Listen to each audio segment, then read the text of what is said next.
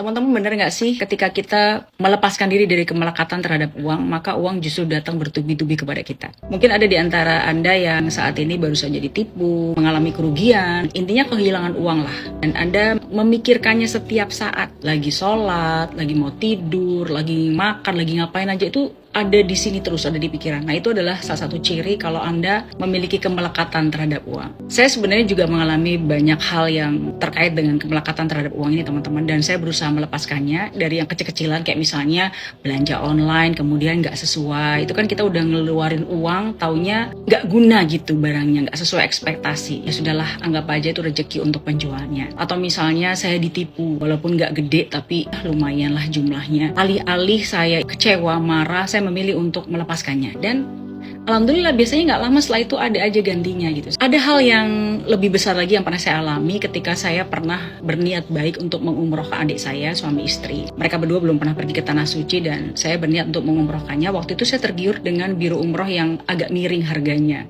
yang terkenal banget. Dan jamaahnya tuh ribuan. Apa yang terjadi teman-teman? Ternyata saya ditipu karena perusahaan itu dinyatakan bangkrut akibat ownernya tuh mismanagement lah, intinya dia mencampur adukan antara bisnisnya dengan kehidupan pribadinya yang sangat hedon banget, sangat glamor. Saat itu tentu saja ada perasaan marah ya. Saya itu kan punya niatan baik untuk mengumrohkan adik saya. Kenapa saya kok ditipu? Sebenarnya ada lah perasaan kayak gitu. Tapi saya ketika tanya-tanya, bisa nggak sih ini uang saya balik? Bisa. Tapi prosesnya itu bakalan lama. Saya ngebayangin bakalan pergi ke pengadilan berkali-kali, harus pakai pengacara. Dan itu mah nggak worth it lah antara yang saya dapatkan nanti, baliknya uang saya dengan tenaga, waktu, pikiran, energi yang saya keluarkan tuh nggak worth it. Jadi ya udahlah. Ada sampai satu titik saya ngerasa ya udahlah, saya ikhlaskan aja. Adik saya nggak enak terus bilang, udahlah mbak, nggak usah umroh, nggak apa-apa kok, kasihan kamu uangnya hilang. Saya bilang udah kamu insya Allah tetap umroh, doain ya, kalau nggak tahun ini tahun depan atau tahun depannya lagi, pokoknya doain, insya Allah kamu tetap umroh. Karena memang tekad saya udah kuat banget pengen mengumrohkan adik saya. Dan masya Allah teman-teman, ternyata nggak perlu nunggu tahun depan atau tahun depannya lagi. Tahun itu juga tiba-tiba ada rezeki yang nggak disangka-sangka dan adik saya dua-duanya akhirnya berangkat umroh.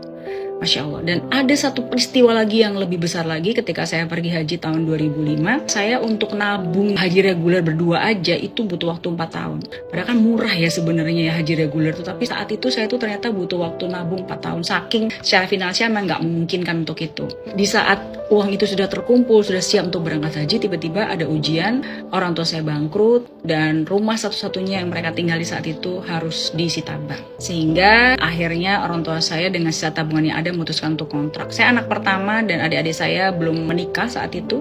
Jadi saya ngerasa beban itu ada di pundak saya. Maka saya berpikir, apa iya saya akan pergi haji sementara orang tua saya itu nggak punya rumah. Akhirnya saya